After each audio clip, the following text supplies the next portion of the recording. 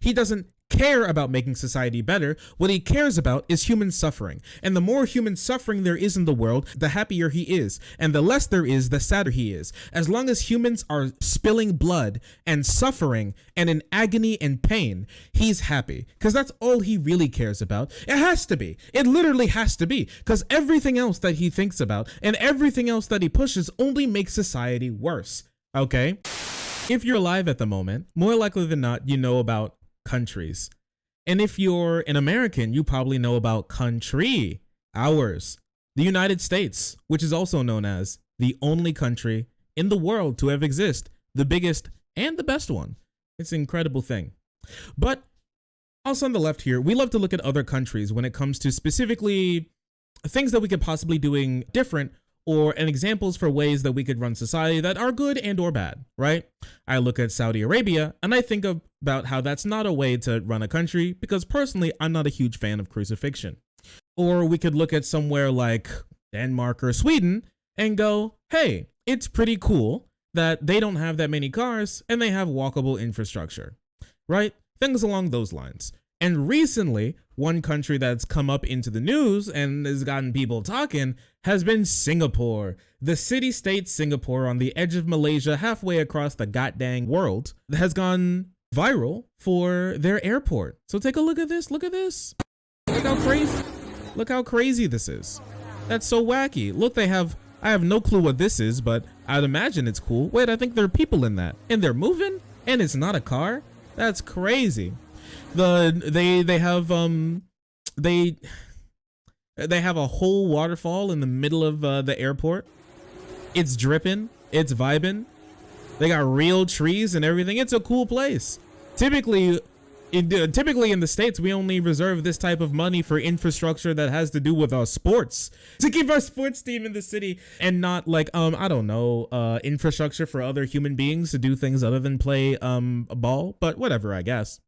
This got a lot of people talking about things that could possibly be ways to run society and to get us to have something along these lines. Because if you walk into, I don't know, like JFK Airport, there is water coming from the ceiling as well, but the rats, and also it's coming from those weird asbestos laden ceiling tiles and not like a perfectly manicured ceiling glass orifice. So there are a lot of people who are like, I think Kyle Klinsky of Secular Talk was like, we need something like this. He said something said something like, it would be great, it would be amazing if we had like an infrastructure bill that went through and revitalized our whole country to make us finally be not only, you know, monetarily be, but also look like the richest country in the world. Wouldn't that be great? Wouldn't that be amazing? Is that a mall? No, it's an airport. It's their biggest airport, right? Wouldn't that be cool? So here on the left, we think something along those lines. But on the right, they think something incredibly different. And I'll use Matt Walsh as an example because his tweet got the most likes and it seems like the most amount of conservatives agree with it. And it's a little different than what I thought. We'll just take a look at it. Singapore is able to do nice things in part because they execute drug dealers by hanging and arrest even petty vandals and thieves and beat them with canes until they bleed. We don't have nice things because we aren't willing to do what is required to maintain them. So I would like to bring it all back and wrap it all together so we all know what's happening right now. Matt Walsh looked at a nice airport and thought, man, we need more torture in America, which I have to say is quite a remarkable thing to think when talking about a nice airport. But whatever, I guess. It's quite peculiar, I must say, that we need to bring in caning and hanging into the country. Like, apparently we don't kill enough people for some reason. Yeah, my man really said 1 + 2 = -2. Is crazy. Hello? Yeah, I know, right? Super weird. He went on to say, there are some accusing me of advocating for laws in this, advocating for similar laws in this country. And I want to clarify, yes, I absolutely do. Love these laws. So yes, just in case if anybody was wondering if he's some sort of like, what's the word for it? Some sort of like ultra nationalist, authoritarian, like racial Puritan, religious extremist, some sort of theocratic fascist. He might be. He might possibly be something. It's strange. these hilarious Nazi jokes that he keeps telling are starting to look a little strange. Anyways, on top of this, there are also like freaks and weirdos from other countries as well, Sweden being one of them, as unfortunate as it is. Here's some weirdo freak from Sweden doing a similar thing. Incredible, how did they do it? Says his comment on this.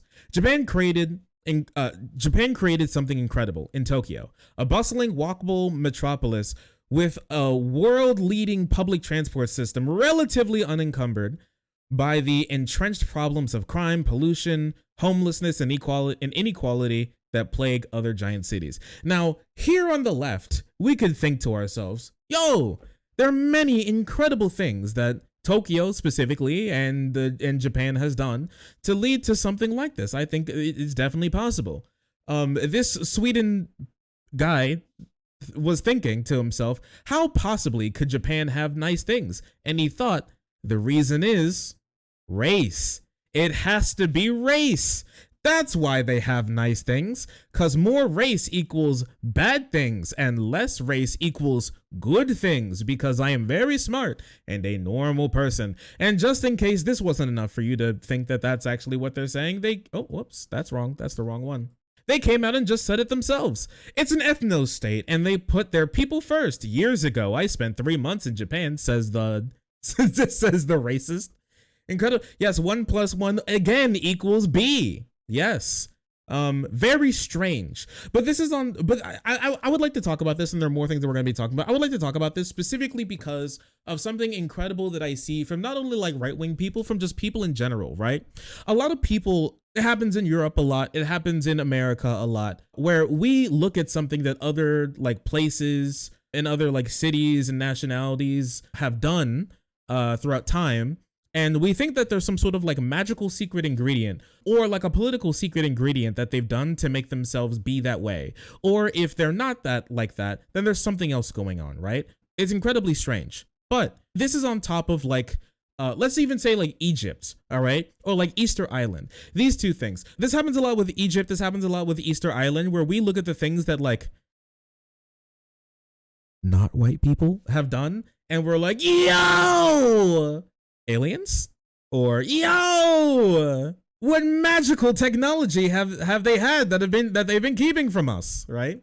Or something along those lines. There's something crazy that has happened when it's just simple like societal planning and just things that they've done that are just like slightly different than things that we typically see where we are, because because like the way people think is just only a little slightly different. But we're all like the same like people in the end of the day. But no matter what, I guess it has to be like aliens or something for them to have nice things. It can't just be that they prioritize other things and while their society's coming up, but whatever, I guess, right? It's either magical or old or like hidden, like ancient, like Sheikah Slate goddamn technology or something, or it's like aliens or something, right? When these things happen, or when it's none of those things, we typically like to implant our own like political framing into why these things are able to happen. On the left, it's like, you know, conservatism was far less of an issue, and they were able to move together when it comes to making society better without like the same sort of political struggles that we have here in the States, or like other things that they prioritize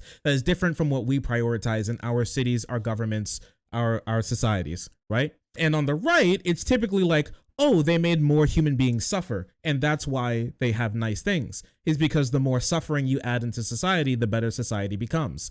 And as you can see, that's just like kind of what they believe. Boiled down to it, what they think in their head is they have more societal structure and they enforce societal norms more, and that makes society run better, because if they cull or eliminate or execute, I guess, or straighten out the deviance in society, it makes society more smooth and run better, so we won't have all those nasty burrs of like queer people and people who smoke weed and things along, and brown people who are making society run more worse, and that's why they're able to have nice things, right? On the right, it doesn't make much sense, but looking through the lens of simply their ideology, it starts to make a little bit more sense, right? And what they see is only the sort of like tip of the iceberg, sort of like crust of what's going on in their society. These societies aren't like leaps and bounds better than the US, even though it may feel like it. I'm not sure if any of you guys have like looked at any videos of like walking around Shibuya or something and been like, man, I wish we could have something like that. There are things along those lines in America. They're kind of few and far between since we can kind of do like whatever we want, but they do exist. Even in Singapore or Japan or in any of these other places, we have like kind of touches of them, but it's not like all together. The problem is we look at a lot of these countries and we only see the things that are on the outside. We only see what what the government a lot of the times wants to show. A lot of these, don't listen to the government, they're gonna give you a shot that turns you into a goddamn iguana. People are all of a sudden perfectly happy looking at the exterior of a country, the nicest parts of the exterior of a country that the government wants to show them, to make them think that the country is some sort of like incredible, well-oiled, perfect machine that has either no problems or very few problems that we have in society. But that doesn't happen because they are, once again, not magical beings gifted with the Sheikah Slate ancient technology. They're just human beings who sometimes prioritize other things, and when they prioritize other things, some other things fall behind. Japan, specifically, is a dying country. There's no ifs, ands, or buts about it. In the next like 200 years, Japan may not exist. Japan's like isn't like Japan's population like 30% of Japan's population 65 or older. They're all like crazy geriatric, and they keep trying to gamify having sex and having babies, but nobody wants to do it. South Korea has the highest suicide rate in the entire world. Like dudes will spend their entire lives going to school to become like God knows what, and then they'll get like a 99 on their will your life be shit or based test that they take in high school, and since it wasn't a 100%, the likelihood of them getting into a good school has diminished, and the likelihood of them getting into a good job is diminished, which means that even though they're in like the top percentile of people who are educated in the entire planet, their life will be full of meaningless menial jobs like that treat them poorly, and they'll never have any free time to themselves because their small nation is incredibly expensive and it left them behind, and they see other people suffering every day and spend their paychecks on like drugs and alcohol because that's all that they have left to look forward to. And so instead of dealing with that and then having to spend the rest of their life suffering, they just kill themselves. And then, but hey, have you seen Seoul? It's so pretty and clean. I love Seoul. It's great. Oh, or when like South Korea floods and in the fucking like basement tenements that people live in like squalor that are hidden from the public eye, flood, and people and like all the poor people and old people who can't afford to like buy nice homes anymore are just drowned to death in their little like cell apartments. Hey, Seoul is so cool. Man, we should be just like them, shouldn't we? Or Singapore. Let's talk about Singapore for a second before we talk about Tokyo real quick, okay? Let's talk about Singapore really quick. Singapore is a city-state, all right? Singapore is literally just a city. If you don't know what Singapore is on the very tip of Malaysia, and it's literally just a city. Have you ever like played GTA and you like played in Los Santos? Imagine that being an entire country, and that's literally just Singapore. It's kind of cute, right? But it has a lot of problems. You look at Singapore and it looks like it's pretty cool, right? Singapore has the highest percentage of millionaires in any country across the planet ever, period. 1 in 6 people in Singapore are millionaires, or is it billionaires? It's like 1 in 6, right? 1 in 6 people are millionaires. It's pretty crazy, right? You would imagine if like 1 in 6 people are millionaires, and there has to be, then the country has to be doing pretty well. And on the surface, sure, they're doing pretty good for themselves. But under the surface, there are a lot of problems. Now, I'm not sure if you guys know this. I know it because I've like researched this and I've known a little bit about Singapore for some time, but things are starting to get out of hand in Singapore, and the wealth inequality is starting to become an issue. Yeah, you hear about the 1 in 6 who are millionaires, but you never hear really about the 5 in 6 who are slaves.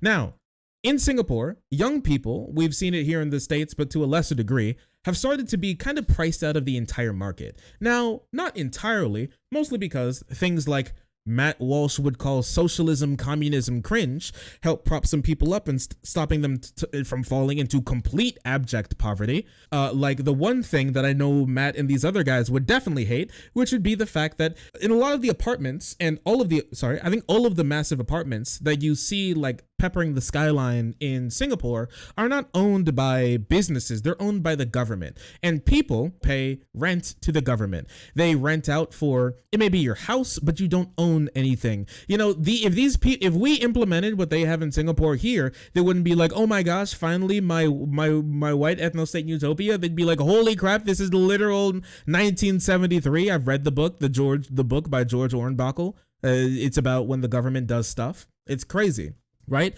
It's they like rent out 99-year leases, right? Like you go in, you pay the government for like a 99-year lease, and then you own it because you probably won't live for 99 years, and then you just die, and then they collect the rest of the money, and then they give it to somebody else. That's literally how a lot of this stuff works in Singapore. Something that they would never do in America on a large scale, at least at the moment. So that's why there's not that many homeless people. But in the States, we don't do that. And so people, instead of having like owning nothing and being happy, they own nothing and they're very sad. Right? And so that's what we have here. And they still have that gig economy and everything, and people are falling behind, and the inequality has started to worsen. The problem is, right, is that it's way worse than you may even imagine in Singapore, because the government has stopped tracking poverty in the country. They stopped tracking it in 2013. You may be wondering to yourself, Shark, why in the world would an entire, country want to stop tracking the poverty rate of their country and publicly releasing the data to the public and the world to see how the country is doing? That's kind of strange how that works out, isn't it? Yes, it is strange. It's strange indeed. Let's look at a couple of things from just like some general overview stuff from Singapore's economy. From things that we had. Singaporeans have to live on $5 a day. 400,000 Singaporeans live on $5 a day. A $5 budget. Literally a $5 bill is all they have to live on day to day. Some have no incomes. There is no official poverty line in Singapore. Really weird how that works out. They actually removed it. They used to have a poverty line. They removed it. They no longer have a poverty line because they didn't like the whole what the poverty rate was doing in the country. So they just kind of stopped tracking it. The wealth gap is widening. Wages fall for low income households from 1998 to 2010. That was a 100. Every single year that was a drop from that amount of time, and until like 2013 where they just stopped tracking. It's 2010 or 2013 that they just stopped tracking. Cost of living has increased, and a lot of like really bad things have been happening. On top of that fact, I would like to show you something that is truly remarkable. I'd like to show you really quick. This is the reason why they stopped tracking poverty, is because from 2002 to 2013, the poverty rate went from 16%, which is already a little high, to 28%. And it's actually worse. It's actually worse than that, because that's just the information that we knew, right? If you take the OECD definition of poverty, which is you making less than half of the median country's income, that would bring this number up to 46% of Singaporeans today that live in abject poverty. 46% that live in poverty, right? 46% at the moment from 2013. So basically half. So basically half of households are poor. Yes, they make less than half. And remember when I said that 400,000 made had to live on $5 a day? Not great. Really not great things are happening, right? Which is pretty bad. Right? But hey, listen. They have a really nice airport. Hey, have you seen their airport? Hey, come on. And somehow this is a reason why we need to beat people. This is a reason why we need to bring back like whipping people to death. Apparently. So apparently all of like the threats of torture haven't like fixed Singapore's poverty. Apparently you just can't like, I guess the whole adage like whip people into shape doesn't actually work. They seem like you whip people if they fall apart instead of, to shape. But hey, whatever. It's not like we have like data on this. It's not like obviously torturing people doesn't actually make the world a better place. Weird how that works, isn't it? Strange how that works out. Let's sit on this for a moment and let's look at let's see what Matt Walsh has to say on this, because he's been going on a whole like tirade about why torturing people is actually super based and will make the country better. A lot of people are upset at this tweet of mine, which shows how superficial our conversations about criminal justice has become. If you are scandalized by the very suggestion of torturing people, and giving thieves the death penalty, for torturing thieves and giving the death penalty to drug dealers, then you aren't a serious person. Okay, I guess like 90% of the country isn't a serious person because there's like nobody in the country who actually believes we should be bringing in torture and the death penalty to drug dealers. That doesn't happen. I'm sorry. Most of the country is in favor of legalizing weed. They actually are when it comes to the war on drugs, most people are on the side of the drugs, right? And hey, I mean, all those people, like the people who are really trafficking drugs in this country were kind of like, you know, the opioid companies that started and continue the opioid pandemic to this very day, that has done more than the coyotes bringing fentanyl over the border or anything like that. But whatever, I guess. This is how nearly all societies have handled crime all throughout history. It's not true. And one, I guess, like, okay, and like the number one way for men to like continue their offspring is to like sexually assault women, but that doesn't mean that we should keep doing it, bro. Sorry. Okay.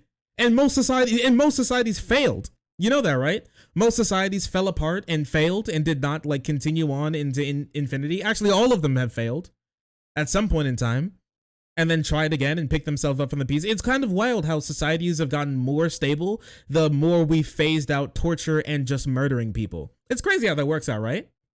Because of these societies that we're in at the moment have been the strongest, the richest, the most prosperous that societies have ever become, the more we take out torture and murder. But apparently, like Ooga Booga barbarian Matt Walsh thinks that we should bring it back. Bring it back. Bring it back. That in itself doesn't make it right, but it does make you an idiot if you simply discard the idea of self-evidently wrong without giving it a second thought. Have you guys given torture a second thought? Have all you guys think that human suffering is somehow bad and wrong, but have you ever thought about how like human suffering could be based and epic if you really implemented it correctly? What the fuck? Okay, sure, okay, buddy. People convicted of property crimes, looting, theft should be caned publicly so that they are not only subjected to physical suffering, but the public humiliation and disgrace of it as well. Do this and the crime rate plummets, but people would rather be nice than have a functioning society. Has he forgotten that we're like the richest, most prosperous society in the world? And we also have a lower poverty rate than Singapore in the country. Our poverty rate at the moment is I think hovering around 17%, not the 26% officially thought of you know the like basically 30% of like Singapore, or we'll talk about Japan here in a moment. But yeah, incredibly strange how that works out. Very strange. If there is no corporal punishment, how else will they learn? So true. People only learn through torture. Because I am a first world sometimes I think, should we send these people to these countries? Remember how like every time like we say, hey, here in America, we deserve nice things and we should have nice things, a conservative will always chime in like, I'll help you pack your bags, get out of here, liberal. But every time they're like, hey, we should change the society to make it worse, and we're like, no, they're like, I can't believe you people don't believe in this. We should send Matt Walsh. We should send Matt Walsh to Singapore, you know? He'll be driving around Singapore and like a piece of plastic will like accidentally fly out of his car, and then instantly the police will like surround him and instantly surround him, knock him out, and then he'll wake up somewhere in the fucking oubliette where he's being tortured to death for littering in their beautiful city. I guess if that's like something that you really like, you can go have it. I personally don't think so, but you know, whatever, I guess. So, you know, send them out. And then he decides to quadruple down, I guess, if this is how you should call it. He decided to quadruple down by saying that, hey man, sure, torture is bad or whatever, but you know what else is bad? Poverty. Yo, look at poor people. They're so disgusting. We should kill them, shouldn't we? Yeah, look how gross these people are. Shouldn't we kill them, guys? It's crazy. It's actually crazy, this guy. People are scandalized that I advocate for harsh punishment for criminals in Singapore. My critics are right. Much more tolerant of drugs and crime so that every American city looks like a post-apocalyptic wasteland. This is working out great. So the problem is, his problem is not that there is poverty. The problem is that we see it. In Singapore, people are guaranteed homes, and so you don't really see poverty. In America, we're not guaranteed homes. And so you see poverty. You see people sleeping on the street. You see people living on the street. We made it like a fun game to hunt down and kill poor people here in this country. So yes, apparently, yes, ghettoizing people makes their lives worse. Who could have seen this coming?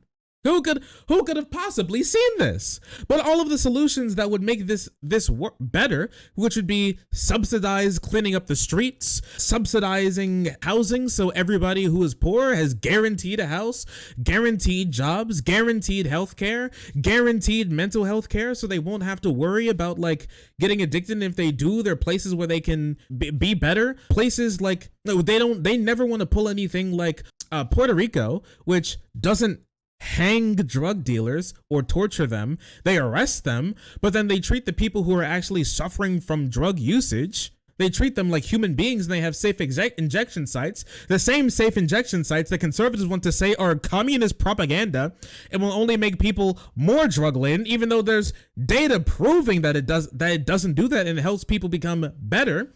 Apparently bring doctors to people who are suffering from medical conditions makes them better. Who could have seen this coming? But no, it must not be the doctors. It must be the torture. We must have more torture in the country. More murder and torture. We should be killing more people and torturing more people because torture is so based and cool. It makes societies better and not worse. That's stupid. It's patently stupid.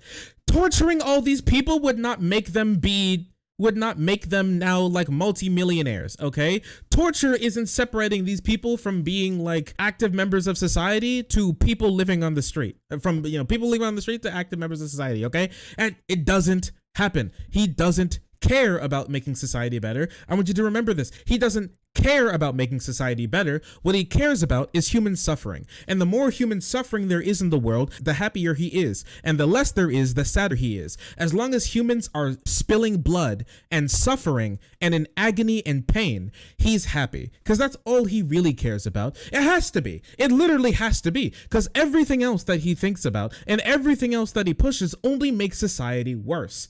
Okay? Bringing torture to South Philly will not make Philly better. It just won't. We have data on this. The torture didn't make Singapore better. It didn't. It's the government programs and the societal things that they did and they prioritized to make it better. And the fact that it's not an entire country with like hillsides and states that can do whatever they want. And instead of that, it's a literal city where if they're not as efficient as possible, they will crumble. We like North Philly, whatever. I don't know. I've never been to Philly. I don't care. Anyways, the closest I get to Philly is when I like drive to my local Penn station and order a Philly cheesesteak because it's very tasty, even though it's like 1,000 calories. It's like the only thing I eat that day. You want North Philly to not look like a post-apocalyptic wasteland, Mr. Walsh? Great. I don't either. Build government housing. Free government housing, or subsidized government housing where people are only expected to pay half of the rent. How about that? How about free healthcare? How about a walkable city and free public transportation that's clean, reliable, and well maintained, right? How about that? How about more single family housing? How about more like clustered zoning? How about more of that, huh? How about that? How about safe injection sites and not criminalizing drug use, but instead treating it like the medical condition that it is? That'd be wild, wouldn't it? That'd be absolutely remarkable. All of those things wouldn't change these places overnight, but they would make them a whole hell of a lot better. How about we pay for sanitation workers to go around the city day in and day out, whose only job is to clean it and keep it safe? How about you give people something to live for? So instead of feeling like they shouldn't care about the world, that they should care about it because they have a part in it, and the world that they live in actually cares about them. It's kind of wild what happens when you treat a human being like a human. They start to treat the world more humanely. It's wild how that works out. It's wild when you give somebody something to live for, they feel like life is worth living. Huh, wild. But no, Matt Walsh would never think about these people as nothing more than deviants who deserve to be killed or tortured then killed. Or I don't know, killed and then tortured, I guess, just for fun. Who knows? Because suffering is good and only makes society better. And the more humans are suffering, the better society becomes. He's just an awful, horrible, terrible person who only cares for making society suffer. That's all he's here for.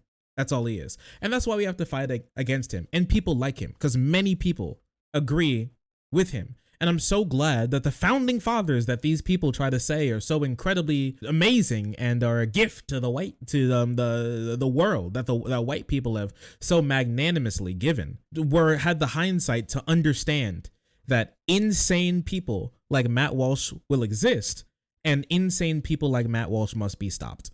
All right? And that's why we have something as epic and based as, which amendment is it? The one against cruel and unusual punishment? Which one's that? The 8th Amendment. That's why we have such great things like the 8th Amendment that stops the government from imposing cruel and unusual punishment, as well as stops them from imposing excessive fines or excessive bail. It's crazy. It's remarkable how it is. I'm so glad that they stopped people like Matt Walsh, because let's be honest with ourselves.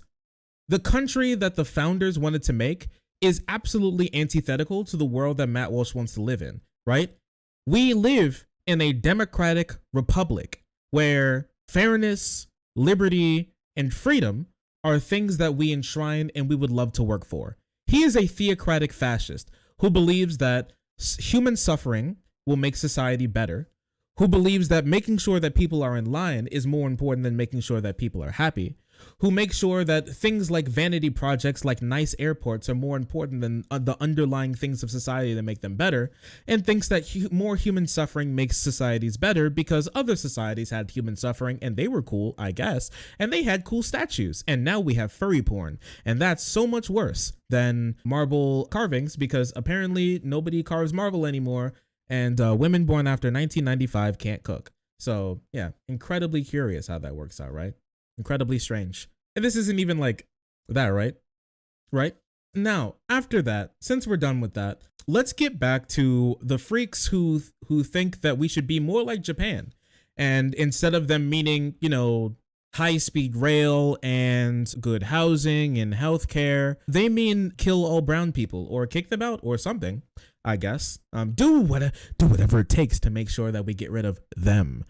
Let's talk about them for a second. Outside of the obviously stupid shit that is, I would like to talk about how not actually great Japan is. Now, if you've gone to Japan, which I don't know, I guess I wanted to do at some point in time. If you've ever gone to Japan, you would probably notice that it's pretty cool. There isn't that much crime. Not much is necessarily going on that's too crazy. But Japan is dying. We all know about how Japanese people hate having children, even more than anything else in this world. Even more than not imbibing in anime or whatever, I guess. But what's more than that is that Tokyo isn't near as good of a place as you actually think that it is. It's incredibly expensive, as you would imagine, in an already small country. The biggest city there's probably something more going on. And you're right. Let's look at just a couple of facts about poverty in Tokyo. What is this? Poverty line in Tokyo is set at half the median disposable income for that year. More than 20% of children in Tokyo live in what the government defines as an impoverished household. Wow, 20% of children, 1 in 5. 1 in 5 live in poverty. Literally 1 in 5. 10% of households are not able to feed themselves, and 15% are unable to even buy clothes for their children. Now, there's not that many actual homeless people in Tokyo, but a lot of that is because the government also helps subsidize some housing to get people off of the streets. Now, it is clean, but they also prioritize city cleaning, and they have things that actually. So when it comes to America, what we're suffering from is abundance. We have too much. Too much land is one thing, right? In Japan and in Tokyo, they actually have to, make sure that they use land really well because they don't have that much of it. Here in the States, we just sprawl out and do whatever we want because there's so much damn land and we just keep taking more of it. And even now today, there's still even more that we can take. Just look at, has anybody ever tried to drive between, I don't know, like the east, the highly populated place in the east and the highly populated places in like the west, and then you drive through the middle of the country and it's literally nothing, literal, actual, unironic nothing. We have so much land here. We can just do whatever we want. Yeah. And so much of it is empty. Right? Absolutely, so much of it is empty. We don't have to do that much with it, right? We don't have to like actually care about it. And so we've had things like car companies come through during the Industrial Revolution and be like, hey, buddy, you know those train cars and trolleys and trains that you guys are building? Cringe. How about you have everybody be expected to own a car and spend all the time and money on cars and have the only real way to fix the cars by buying stuff through us, and then having your entire country be built off cars to the point where it's actually impossible for you to get around otherwise. And then the government said, I don't know. And then the car company said, how about some money? And then the government said, based. And so now we're left with this. Now we're left with the freaking Texas spaghetti roads. And now we think, oh, walking somewhere is cringe. You want to walk somewhere? Hop in your car, dumbass. No, I don't want to. I want to walk somewhere. Take a train. No, we can't, because we can't have nice things in this country. Not because we have brown people, but because we have conservatives, which is far worse than brown people could ever be. Far worse than brown people could ever be, okay? It's very sad. It's very sad, all right? And Tokyo, at the moment, has a higher poverty rate than a lot of other cities, like our cities, like New York City, or like LA. I'm not sure about LA, but I know over recently, it's been like back and forth. We've been trading, like who has more poverty. And Tokyo comes out on top sometimes, absolutely. It happens.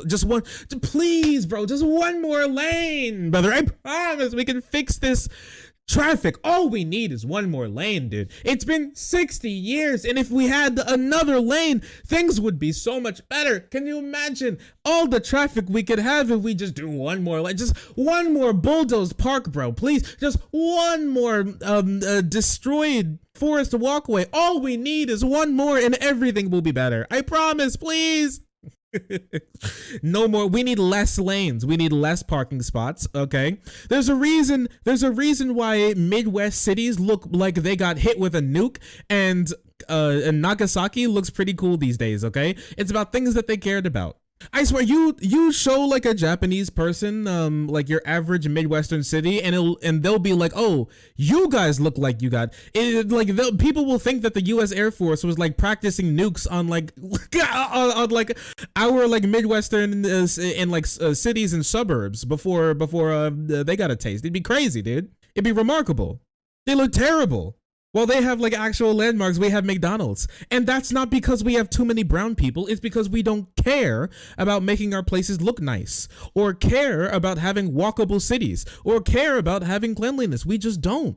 What we care about is giving way more money to car companies and in big box stores. That's what we really care about. There's a reason why even like have you seen the difference between like European church like architecture and like our church architecture? Okay, they're still rebuilding like Notre Dame because they're still having trouble. I just learned this recently, and it's crazy. They're having trouble rebuilding Notre Dame, not simply because, you know, like the stuff was hard to find, but because a lot of the like planks that they used for the roof of Notre Dame were made from like single like logs of trees that don't grow that big anymore because we cut them all down.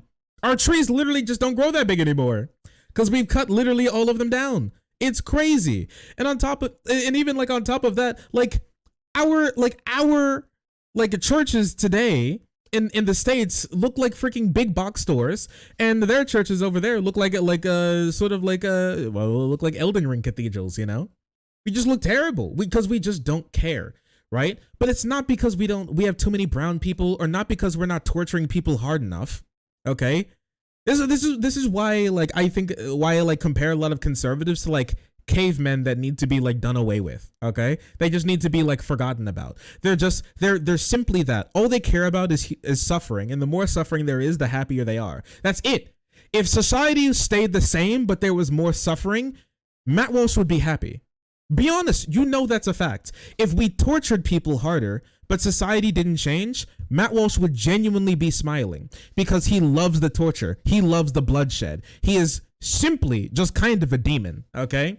And yes, like in his mind, I do know that he's thinking this will make society better, but we all know it doesn't, okay? We all know it doesn't. We all know like torturing human souls makes the devil happy, but like that doesn't mean that he's a good guy. It doesn't mean he's a good guy now. It doesn't really change. Sorry, buddy. It doesn't really work that way. Yeah, in Japan's poverty rate still, even not even just Tokyo, but Japan's poverty rate is still above other OECD countries. It's higher than ours. What happened with all the brown people? I thought all the brown people going away would make the country so based and epic.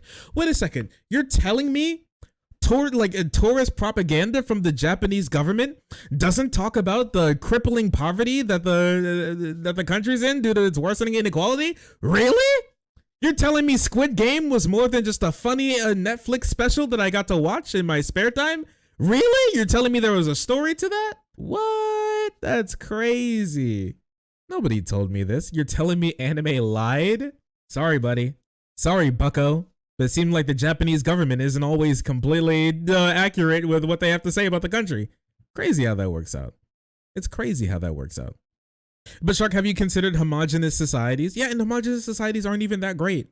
They aren't even doing that well. There are other things that they could possibly be doing that we could implement, but no, nobody wants the socialism that is making sure homeless people aren't homeless, or making sure that people have accurate information when it comes to getting off and staying off of drugs, or making sure that we don't have like the highest prison rate in the entire world, even while our country is still falling apart, or making sure that things are clean. That's all socialism. But you know what's not socialism?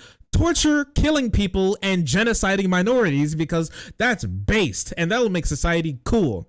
Listen, don't fall for the propaganda. I know even some of you didn't know about this, and maybe even have fallen for some of the propaganda that, oh, these countries are so cool and based, and we had to figure out other ways around for why they're actually not that cool, or why that's not actually the issue. No, every country has problems, and some countries' problems are even worse than ours. We just don't see it. We prioritize different things, and we look at different things. They prioritize cleanliness. We prioritize throwing people in jail and militarizing cops so they can kill more people. That's what we care about. But we all still have similar problems. And even while I still think it's remarkable to me, it even blew my mind sometimes when I look at some of these stats to show how little we care about human beings here, and how still, even with conservatives existing, as unfortunate as it is, we're still doing better than a lot of countries who don't have to deal with exactly what we're dealing with. It's wild to me. It's wild to me. That's why I think America is great, because even as bad as we are now, with this freaking like albatross around our neck, with this like comically like cartoon sized like prison cannonball that we have chained to our heel, we still are, that is like the conservatives. And you know, I don't advocate for, you know, a final solution for them personally. And while like that's still there and that we have to drag around, we're still ahead of other countries when it comes to some things, or still not that far behind, and are like a couple of bills away from making the country a better place. It's wild to me. It's truly remarkable. When will we get there? I'm not sure, but hopefully soon. And I know for a fact, no matter how or when we get there, Matt Walsh and his crew, the Daily Wire, all of these other people, and your average conservative will have nothing to do with it, because they don't care about making society better. They're either the talking head themselves who want to make society worse, or have believed the talking heads into thinking that making society worse will somehow make it better. They're either lied to, or they're doing the lying. None of them are immune to propaganda, and a lot of them are high on their own supply. But no matter what, we have to understand that we have to move forward, even without them, whenever we have the chance to, because they don't care. They want you to suffer. A lot of them want you to simply die for being poor, for being impoverished, for just giving back into the world what they put in, okay? The government in those countries care slightly more about their people than ours does. And so their people care slightly more about their country than ours do in some ways. But we can get there, absolutely. We just have to try and work around the Republicans. When that'll happen, I don't know. But it will, as long as we fight for it. Don't let him win. He can tweet as much as he wants, but the reality is people don't agree with him, and that's why they have to fight so hard, and that's why they have to be so loud, because without it, they'd be non-existent. You know how it is. The cruelty is the point, right? Listen, And we'll end it off on here. When it comes to Matt Walsh, he wants his political opponents to be executed. When it comes to me, when the revolution comes, not only will my political opponents get the wall, they'll get 3 more, and a roof, and a floor, and their children will have free quality healthcare, and they'll be able to go to an excellent school that's subsidized and has all that they need to make sure that every child is able to be taken care of. They're going to have walkable streets and clean air. They're going to have clean water and healthy food, not full of microplastics. When the revolution comes, my political opponents will get all of that and more. They don't deserve it. Hell no, they don't deserve it. They deserve much worse, but they'll get it. Not because I necessarily want to give it to them, but because as human beings, they're entitled to it. Simple as. Oh, sorry, I didn't see you there. If you're enjoying the content, hit the subscribe button. If you don't, it'll make Boo very sad. I know a bunch of you who are watching are not subscribed. Join the frenzy. You won't regret it. Thank you, Boo.